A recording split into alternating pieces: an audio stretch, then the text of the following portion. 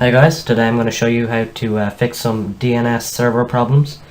I had a few problems with my computer not connecting to the internet properly, and I found a few fixes, and hopefully one of the methods that I show you here will help and fix your internet or your connection to the internet with your computer. So the first method we're going to do is resetting some stuff like our IP and WinSock. So you need to click here, type CMD, and you right click on the CMD here and run as administrator.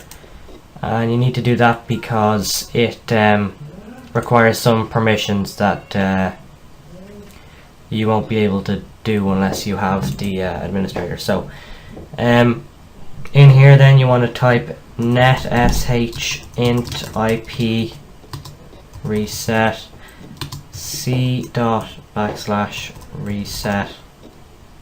log.txt.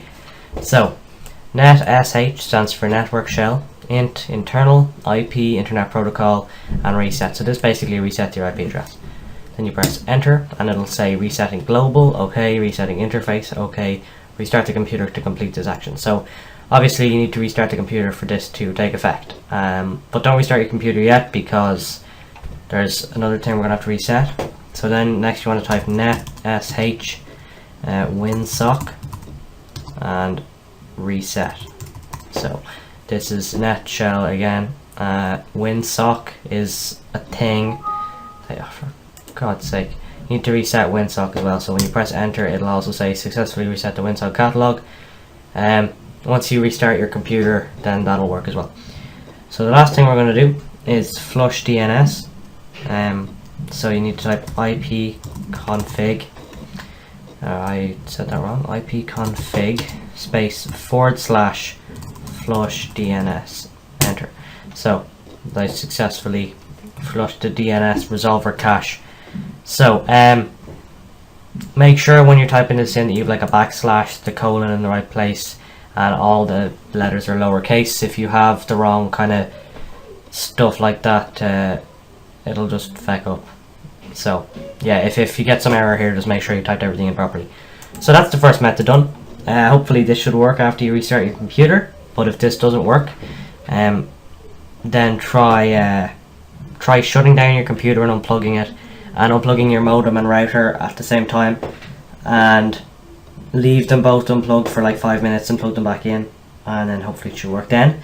If that doesn't work, then there's another thing you can do where so type or click on start again and type in here ncpa.cpl and press enter, and then it'll bring you to network connections folder, or not folder, whatever, and then you'll have your wireless network connection or whatever here. This is my one. So then you right click on this and go to, or right click on this, go to properties. Will bring you here, Internet Protocol version 4, that's your IPv4 address. Click on that, click properties. So now you've got this window here, and you can,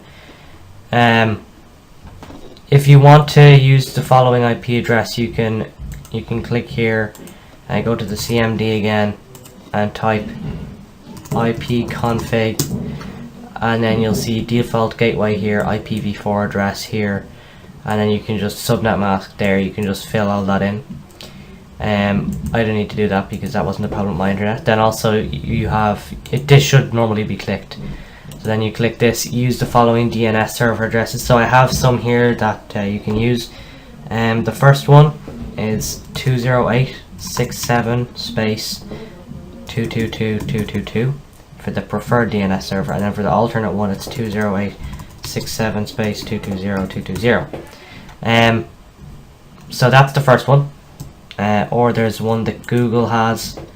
That's Google's preferred DNS address is 8888 for the preferred one, and 8844.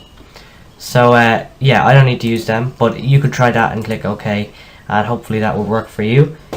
And if none of this worked, you might have like a security issue, and the DNS server might not be working because of like a virus or something.